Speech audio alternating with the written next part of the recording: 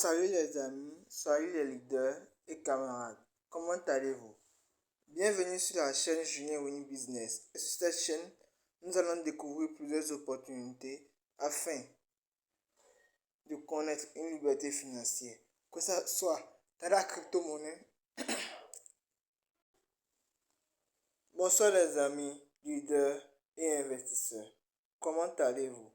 Bienvenue sur la chaîne Julien Winning Business. Et sur cette chaîne, nous allons découvrir plusieurs opportunités concernant les business en ligne, les investissements avec la crypto-monnaie et sans la crypto-monnaie. Nous étions en train de faire le résumé du livre Père riche, Père pauvre. Et nous avons vu la première leçon, la deuxième leçon, dont la première est le riche ne travaille pas pour l'argent.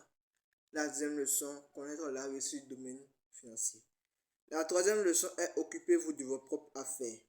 Comment s'occuper de ses propres affaires? Comment les riches se concentrent sur leur colonne de l'actif tandis que les autres se concentrent sur leur état des résultats. Mais avant de continuer, n'oubliez pas de vous abonner, de liker, de commenter tout en activant la cloche de notification les amis. Let's go! Tout d'abord, nous devons savoir que au cours d'une réunion entre plusieurs personnes qui ont réussi pour le recrutement MBA, les gens ont décidé de discuter avec MC Donald. Et MC Donald leur a dit et expliqué que ce n'est pas les hamburgers qui fait qu'il est riche et qui est son entreprise, mais plutôt l'immobilier. Pourquoi? Parce qu'il se place dans les meilleurs coins, les meilleurs lieux afin de pouvoir attirer la clientèle. La meilleure position attire les meilleurs clients. Chapitre 2, la deuxième leçon plutôt, c'est ce schéma qui se passe. Il faut essayer de faire l'inverse de ce schéma-là. Et c'est ça qui est le troisième secret de la richesse. Occupez-vous de vos propres affaires. Les difficultés financières sont souvent les conséquences directes du travail que les gens effectuent toute leur vie pour quelqu'un d'autre. Plusieurs de ces personnes vont se retrouver les mains vides à la fin de leur vie active malgré leurs efforts. Le système éducatif actuel est conçu pour une chose. On te forme pour quelque chose, tu dois travailler dans le domaine. Et vous êtes toujours à la recherche d'un bon emploi. Si on te forme pour être un cuisinier, tu vas devenir chef cuisinier. Si on te forme pour être un ingénieur, tu vas travailler en tant qu'ingénieur. Si on te forme en dessin, tu vas travailler en tant qu'artiste ou architecte. Et c'est ça qui sont des compétences professionnelles qui nous permettent d'intégrer la main-d'œuvre et de travailler pour de l'argent. Mais cependant, il existe une grande différence entre avoir une profession et notre entreprise. La profession, c'est ce qu'on apprend à l'école. Comme je l'ai expliqué, vous étudiez la cuisine, vous devenez un chef cuisinier. Mais l'entreprise, c'est celui dont vous vous occupez pour atteindre votre indépendance financière. Vous l'avez vu à travers ce schéma maintenant. Votre profession, votre entreprise, c'est ça qui est votre actif, comme je l'ai dit. Et quand votre actif s'ajoute à vos revenus, les dépenses sont moins, les parties sont moins, et vous dépensez moins pour le gouvernement. Vous ne savez même pas que vous avez payé des taxes ou des impôts au niveau du gouvernement. C'est ça qu'il faut faire. Et pour atteindre la sécurité sur le plan financier, vous devez absolument vous occuper de vos propres affaires. Tout d'abord, selon la règle numéro 1, connaître la différence entre un actif et un passif. Et d'acheter des actifs. Et c'est pourquoi les riches se concentrent sur leur colonne des actifs et deviennent de plus en plus riches. C'est pour ça qu'on entend souvent des gens qui travaillent pour des choses ou pour des entreprises dire j'ai besoin d'une augmentation de salaire. Si seulement je pouvais avoir de l'avance sur le paiement. Parce qu'à certains moments, ce qu'ils perçoivent comme salaire ne leur suffisent pas pour de l'actif. Ils sont toujours dans leur profession. Chercher sa propre entreprise, c'est un moyen d'atteindre l'indépendance financière. Sachez aussi que ce que nous payons à certains moments et qui ne nous apporte pas de l'argent, comme je l'ai dit précédemment, c'est ça qui constitue notre plutôt. Et ce passif, ça nous fait sortir de l'argent de la poche. N'oubliez pas. Pour commencer à vous occuper de vos propres affaires, vous devez d'abord conserver votre emploi le jour et vous mettre à acheter de véritables actifs. N'achetez pas des éléments passifs ou des effets personnels qui n'ont pas de réelle valeur dès que vous les ramenez à la maison. Exemple, si vous payez une voiture aujourd'hui à 5 millions, sachez que quand ça a quitté l'entreprise qui vous a vendu la voiture, le prix de cette voiture a déjà diminué de 25%. Donc 25 millions fois 25 divisé par 100, c'est ce résultat-là qui est le prix de la voiture quand vous avez déplacé ça de l'entreprise à laquelle vous avez acheté vers chez vous.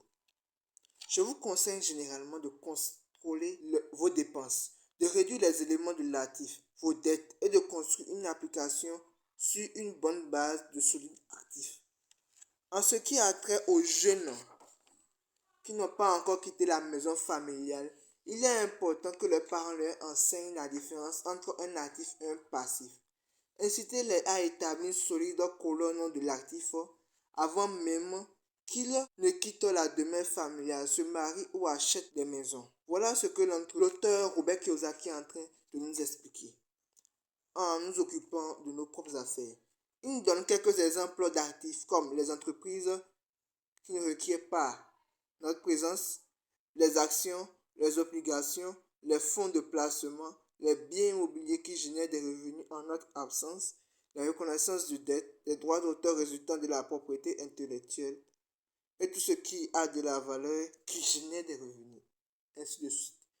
J'avais fait une vidéo avant concernant quelques activités que vous pouvez faire afin de gagner des revenus sur internet. Allez consulter cette vidéo là, vous verrez appliquer en dehors de l'école de vos autres activités, trouvez du temps, développez des compétences et ensuite vous me direz comment les choses se sont passées durant la suite de votre examen. Mais continuons.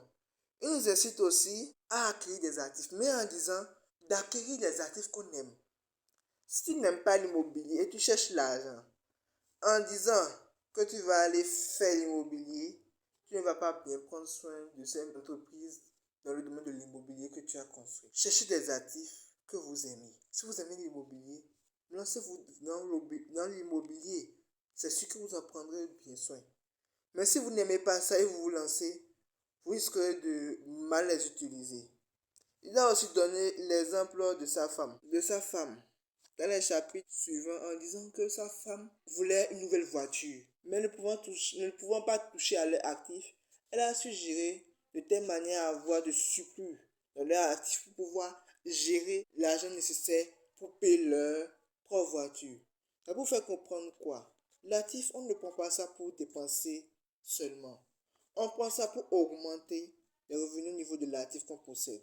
Et avec ça, nous pouvons nous payer ce que nous voulons. Là aussi pris son exemple pour dire qu'il travaille pour une société et il travaille le jour pour la société, mais le soir il travaille pour acquérir ses propres actifs, pour s'occuper de ses propres affaires. Et il a aussi donné l'exemple de 4 rudiments à connaître pour pouvoir avoir des connaissances solides dans l'éducation financière, la comptabilité et la gestion de l'argent. Améliorez ça. Comprenez les chiffres et vous verrez ce que ça vous fera. Consolidez votre colonne des actifs que vous créez. Ne laissez pas votre colonne des actifs diminuer. Chaque fois que vous travaillez, faites en sorte que chaque dollar qui rentre là-bas se multiplie fois 3, fois 10, bien fois 20. Donc, c'est comme ça qu'elle a pu avoir sa Mercedes. Et pour finir avec cela, les amis, quand vous prenez le temps de construire et d'investir dans votre propre entreprise, vous êtes maintenant prêt à ajouter la touche magique